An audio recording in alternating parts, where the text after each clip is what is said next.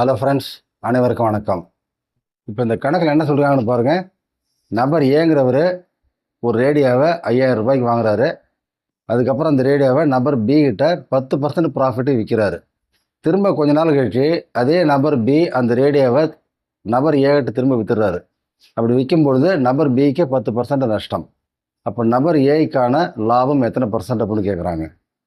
இப்போ இந்த கணக்கில் பாருங்கள், நபர் ஏயோட ஸ்டார்டிங் இன்வெஸ்ட்மெண்ட்டு ரூபாய் 5000. இதுதான் அவரோட இன்வெஸ்ட்மெண்ட்டு. இவர் நபர் பி கிட்ட 10% ப்ராஃபிட் விற்கும்பொழுது அவருக்கு கிடைக்கிறது ரூபாய் 5500 கிடைக்குது.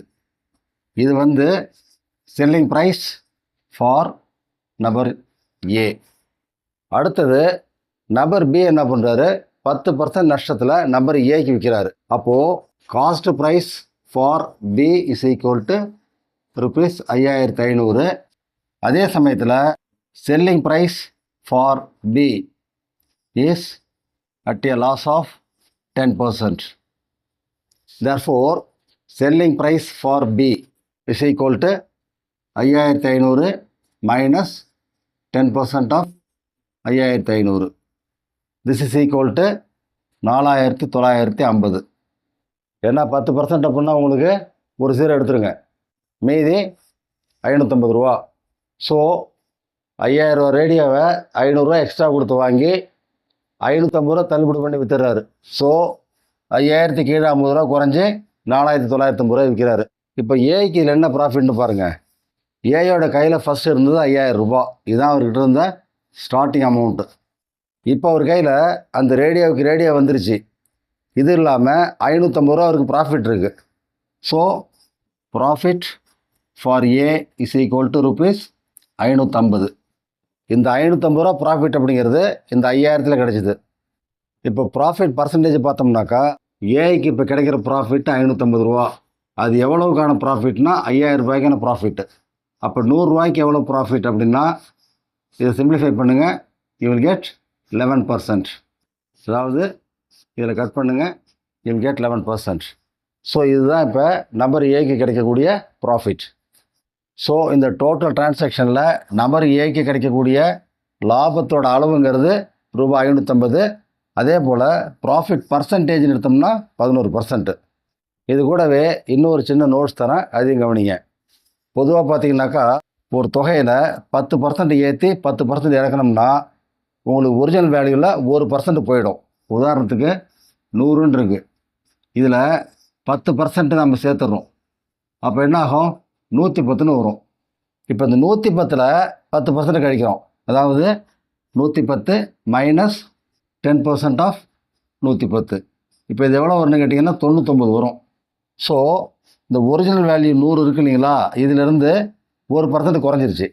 இந்த 1% அப்படிங்கிறது ஆக்சுவலாக 1/²%. இதுதான் உங்களுக்கு அங்கே ரிடக்ஷன், இந்த அளவுக்கு ரெடியூஸ் ஆகிடும். சரி, இதே போல் 20% எடுத்து பார்த்தீங்கன்னா இந்த 100 அப்படிங்கிறது 120 மாறும். ஸோ 20% அப்படிங்கிறப்ப 120ன்னு மாறும், அட் 20% ப்ளஸ். இப்போ இந்த 120க்கு 20% நான் மைனஸ் பண்ணோம்னா 24 போயிடும் கீழே. அப்போ என்ன ஆகும், 120 இதுலேருந்து உங்களுக்கு மைனஸ் 20%. அப்படின்னா இது எவ்வளோ வரும்னு பாருங்கள். இதில் 24 போயிடுச்சுன்னா மீதி 96 தான் இருக்கும். ஸோ இங்கே உங்களுக்கு எவ்வளோ குறையுதுன்னா 4% குறையுது.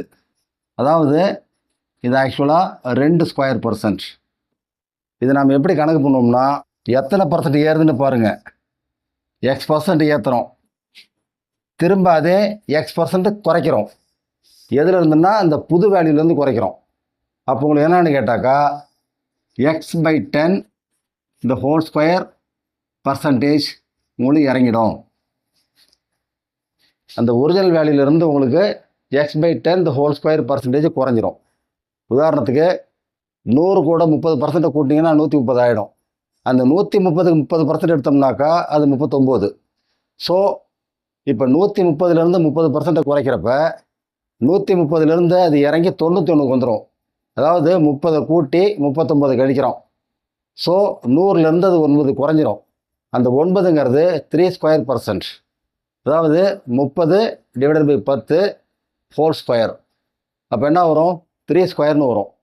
அப்போ 9% குறைஞ்சிரும். அதே போல் 15% ஏற்றி 15% இறக்குறோம் அப்படின்னா அந்த 15% அப்படிங்கிறத 10ஆல் வகுங்க, 1.5ன்னு வரும். இதை இப்போ நீங்கள் அப்படியே ஸ்கொயர் பண்ணுங்கள். 15 ஸ்கொயர் 225. ஸோ 1.5 ஸ்கொயர் அப்படிங்கிறது 2.25. தட் இஸ் 2.5% அது ஒரிஜினல் வேல்யூவில் லூஸ் பண்ணிடும். ஸோ அந்த மாதிரி பார்க்கும்பொழுது இங்கே உங்களுக்கு 5000 ரூபாயில் 10% ஏற்றி 10% இறக்குனா 5000 ரூபாயிலேருந்து 1% குறையும். ஸோ 5000 ரூபாய்க்கு 1% அப்படிங்கிறது 50 ரூபா. ஸோ இப்போ இந்த 50 ரூபா குறைஞ்சி போகுது. ஸோ மொத்த ப்ராஃபிட் எவ்வளோன்னா முதல்ல 10% ப்ராஃபிட்டில் விற்கிறப்ப 500 ரூபாய் கிடைக்குது. திரும்ப அதே ரேடியோவை நபர் பிகிட்டிருந்து அவர் வாங்கின விலையான 5500 ரூபாயிலிருந்து 10% குறைச்சி வாங்குறப்ப அது ஏஐயை பொறுத்த வரைக்கும் அவர் வாங்கக்கூடிய விலை ரூபாய் 4950. ஸோ இப்போ ஏஐயோட பொசிஷன் என்னன்னா அவர் கையில் இந்த ரேடியோவும் இருக்குது. இப்போ அந்த ரேடியோவோட ஒர்த் அவரை பொறுத்தவரைக்கும் 5000 ரூபா. அதே சமயத்தில் கூட ஒரு 550 ரூபா பணமும் இருக்குது. ஸோ அவரோட இனிஷியல் இன்வெஸ்ட்மெண்ட்டில் அவருக்கு 550 ரூபா கிடச்சிருக்கு. அது 5000 ரூபாய்க்கு பர்சன்டேஜ் பார்த்தோம்னா 11%. ஓகே ஃப்ரெண்ட்ஸ், கவனித்தமைக்கு மிக்க நன்றி. அனைவருக்கும் வணக்கம். உங்கள் கருத்துக்களை கமெண்ட் மூலம் சொல்லுங்கள். உங்கள் விருப்பத்தை லைக் மூலம் சொல்லுங்கள். மற்றவர்களின் நன்மைக்காக ஷேர் செய்யுங்கள். எங்களை ஊக்கப்படுத்த சப்ஸ்கிரைப் செய்யுங்கள். அனைவருக்கும் நன்றி.